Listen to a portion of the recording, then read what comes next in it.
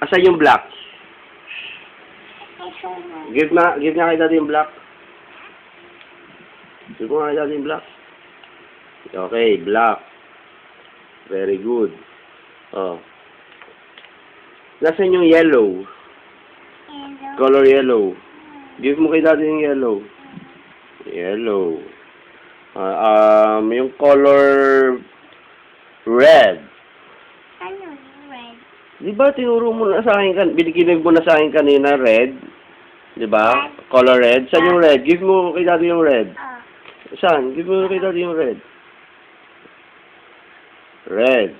Oh. Yung violet. Where's the color violet? Give mo kay daddy yung violet.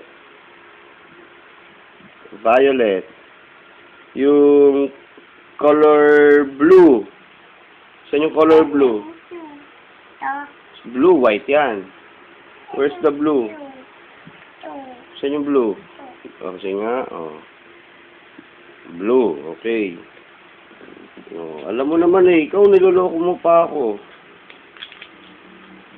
Sige, put it back na inside the box. Put it inside the box. Tapos, gagawin na natin yung assignment mo.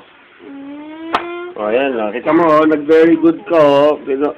Pina-circle siguro yung red, yung mga colors, no? Oh, mag-trace tayo, oh. Trace the color word, then write it. Naku, magsusulat na si Trish. Halika na. Ano?